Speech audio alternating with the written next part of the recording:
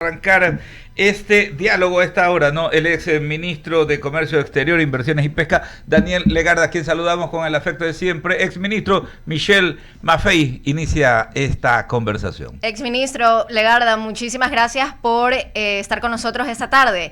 Pues evidentemente ya Donald Trump puso los aranceles, China con un arancel de 104%. Y también estamos viendo que nosotros tenemos un 10% de aranceles debido a este arancel universal. ¿De qué forma nos va a impactar significativamente a nosotros como economía o no necesariamente porque ciertos productos primarios simplemente no van a ser topados por este arancel? Amigos, muy buenas noches. Gracias por la invitación. Perdónenme que haya apagado la cámara, pero me encuentro movilizándome. No obstante, siempre es importante compartir un poco de la opinión y sobre todo ayudar al análisis, ¿no? Y creo que a la pregunta de Michelle es importante empezar contestando que la afectación es global. Aquí no hay nadie que salga bien parado de una guerra tan grande como la que estamos viendo comercialmente hablando y con todo el mundo implicado. No hay forma de que salgamos en iguales condiciones. Lo que sí ha pasado es que Ecuador ha tomado una menor afectación, la menor posible, visto desde este punto de vista de lo que ha pasado con esta base de 10%. Lo que hemos visto es que hay productos, la forma correcta de verlo, ya para el análisis ecuatoriano, ¿no es cierto? La forma correcta de verlo es que hay productos que terminan en una mejor posición relativa, la palabra clave aquí es relativa, hay que analizarlo desde los precios relativos, como por ejemplo camarón, cacao, quedan en una posición relativa mejor que su competencia, en el caso del camarón, países competidores en Asia, en el caso del cacao, países competidores en África. Pero hay otros casos de productos que quedan en una peor posición relativa, como por ejemplo el caso de flores o el caso de brócoli, por la competencia que tenemos en América Latina, cuyos países terminan en una mejor posición relativa. Entonces tiene impactos mixtos en un mercado que va a bajar para todos, porque recordemos que ante tal magnitud de incremento de aranceles a nivel global, los mercados de todos los productos sin excepción van a subir de precio y eso hace que baje la demanda. Es una reacción natural. ¿En qué medida? Está por verse, depende de cada mercado, depende de la reacción que pueda haber y qué espacio hay para que absorban cierta parte del costo los diferentes eslabones de cada cadena. Pero lo cierto es que va a haber un incremento así y ese incremento hace que todo el consumo baje. Ese incremento hace que toda la economía, hoy por hoy, toda la economía global tenga un riesgo de recesión en este año. Ya estamos empezando a hablar, los análisis ya hablan de que este año habrá o hay al menos la probabilidad mucho más alta de que el mundo entero tenga una recesión. Recordemos, recesión significa decrecimiento económico, no solo que no crece, sino que decrece.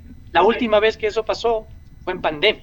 Este año no tenemos pandemia, digamos, los impactos de la crisis climática no es que han generado un decrecimiento, es una herida autoinfligida por esta guerra comercial que sigue subiendo de tono. Entonces no es solo lo que Estados Unidos hace, sino la respuesta de China, la respuesta de Canadá, la respuesta de la Unión Europea, que hace que al final del día toda la actividad económica se vaya a ver afectada. Y en eso no es posible no salir afectado. Lo que ha pasado hasta ahora es que Ecuador ha tomado una afectación menor, ¿no? Pero esto se va a ramificar a otras áreas financieras, en la volatilidad del dólar y demás. Entonces, hasta ahí una primera reflexión para que los ciudadanos, digamos, puedan comprender la magnitud de lo que estamos viviendo, algo sin precedentes y que va a tener efectos para todos, lamentablemente. Ex ministro, mi otra pregunta para usted es, pese a que Estados Unidos ya va año y medio con inflación, estaba escuchando justo en las cadenas de noticias de Estados Unidos de que lamentablemente estos aranceles podrían incluso generar una recesión dentro de Estados Unidos. ¿Eso es factible, no es factible y no sería totalmente contraintuitivo generar una recesión dentro del propio país de Donald Trump? Mira, completamente en contra de los propios intereses económicos de un país de crecimiento. Y sí es factible que eso suceda. De hecho, la Reserva Federal en Estados Unidos ha suspendido la reducción de las tasas de interés. La Reserva Federal es Banco Central Europeo, el Banco Central en Estados Unidos es totalmente independiente del gobierno y fija algunos objetivos en base a la inflación para mantener la inflación en ciertos rangos relativamente bajos. Como va a haber tanta inflación, la Fed lo que ha dicho es no voy a bajar las tasas de interés, y eso a su vez puede ocasionar aún que una economía se resienta aún más. El temor aquí era una estanflación, es decir, un estancamiento económico y una inflación muy alta. Ahora se está hablando de un mayor riesgo de recesión. Me parece que la última revisión de cuál es la probabilidad de riesgo en Estados Unidos hoy por hoy está en el orden del 70%, según lo último que leí, ¿no? Entonces sí, es real, ese riesgo es una herida autoinfligida en este caso, como había mencionado, y no solo afecta a Estados Unidos, afectará a nivel global. Por cierto, las economías como Canadá o México tendrán recesión este año porque dependen muchísimo de las exportaciones a Estados Unidos y a su vez su Producto Interno Bruto depende mucho de las exportaciones. Entonces, sin duda alguna, esos países, me atrevo a pensar, tendrán una recesión. Europa igualmente. China iba a crecer al 5, seguramente crecerá a no más del 3. Y hay que ver qué pasa con América Latina, que podría haber crecido al 2.5% este año y que seguramente esa tasa va a decrecer en menor medida porque hemos sido golpeados como región en menor medida que otras regiones, pero que de todas maneras va a golpear. Gracias, exministro. Amanda. Sí, buenas tardes, doctor Legarda, ¿cómo está? Los saluda Amanda Hidalgo, a los tiempos, que tengo gusto de encontrármelo. Bueno, un poco hemos estado revisando la crisis en términos bastante generales, la crisis, bueno, de esta guerra comercial que tenemos, con factores bastante fuertes en lo geopolítico. Yo quisiera que usted pudiera explicarle en términos, digamos, más coloquiales o comunes a nuestros radioescuchas, ¿qué recomendaciones puede hacerle a los ciudadanos, a los ecuatorianos especialmente, frente a un escenario de una posible recesión de los Estados Unidos, que en este momento, bueno, nosotros conocemos que nuestra economía es bastante dependiente de ella? ¿Qué recomendaciones puede hacer a las familias o al próximo gobierno que va a tomar posesión, digamos, en los próximos meses, sobre inyectar o no gasto en la economía, y qué recomendaciones sobre el ahorro podemos hacer a nuestros oyentes? Gracias, Amanda, qué gusto saludarte igualmente y gracias por la pregunta. Mira, hay mucha incertidumbre en torno a lo que puede pasar, cuánto tiempo va a durar esto. Hay mucha incertidumbre, pero lo que vamos a empezar a ver, primero hay que entender qué podemos empezar a ver como país, como familias y demás, ¿no? Yo creo que lo primero que vamos a empezar a ver es inflación. Primero en Estados Unidos, pero esa inflación se va a trasladar en el tiempo al resto del mundo. Para muestra un botón, ustedes hablaban del ejemplo del iPhone, ¿no es cierto? El iPhone o un teléfono de cualquier marca, para no poner una marca, probablemente está ensamblado en China. Hay otros que son en Corea, otros que se hacen también en Estados Unidos o México, pero tienen partes y piezas que son de varios otros países, ¿no?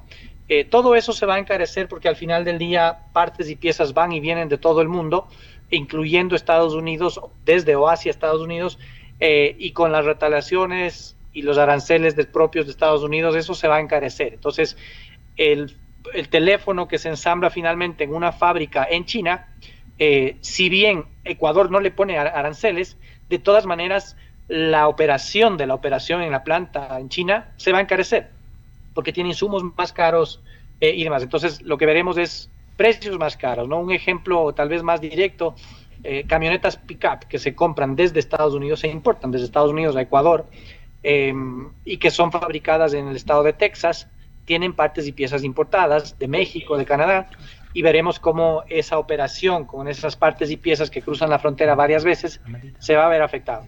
Y eso va a encarecer el producto no solo en Estados Unidos, sino también hacia, en este caso, los mercados de exportación, que es Ecuador. Entonces vamos a ver a través de eso. Para el Ecuador en particular, hay varios efectos de contagio aquí. Y como yo decía, si bien hemos tomado una afectación menor, estamos en el menor nivel de afectación con el 10% de arancel, aquí hay un comportamiento mixto para nuestros productos de exportación, ¿no? Hay unos productos que salen en mejor posición relativa, otros que salen en peor posición relativa, como había mencionado.